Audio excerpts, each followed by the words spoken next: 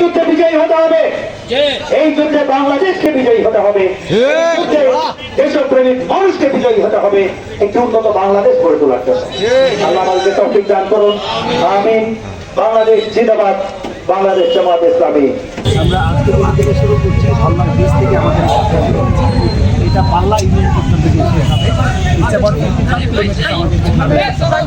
এই লম্বা একটা বড় সময়ের মধ্যে বড় জায়গা থেকে আমাদেরকে নির্বাচনী কাজ করতে হয়। এই এলাকার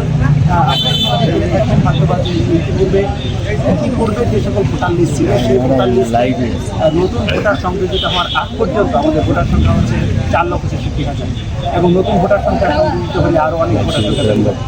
তো এই বৃহৎ একটি নির্বাচনী এলাকা, এই এলাকার মানুষের জন্য আমরা ইতিপূর্বে বিভিন্ন সময়ে সামাজিক কাজ করেছি, বিভিন্ন সময়ে আমরা মানুষের সমস্যা তাদের দোরগোড়ায় গিয়েছি, বিভিন্ন সামাজিক যে সমস্ত অথবা জলপ্রপাত অথবা বন্যা খরা এবং এই সমস্ত যে প্রাকৃতিক দুর্যোগ হয়েছে সেই দুর্যোগের সময় মানুষের কাছাকাছি ছিলাম, মানুষের স্বাস্থ্যসেবার জন্য মানুষের কাছাকাছি ছিলাম এবং মানুষরা সবসময় আমরা খেয়াল করেছি যে তারা একটি পরিবর্তনের আশা করে এবং বাংলাদেশ জামাত ইসলামের যে প্রতিশ্রুতি একটি দুর্নীতিমুক্ত একটি শোষণমুক্ত সমাজ প্রতিষ্ঠা করতে চায়, সেই প্রতিশ্রুতির সাথে দেশের মানুষ এবং বিশেষ করে আমাদের এলাকার মানুষ তারা একাত্মতা পোষণ করছে।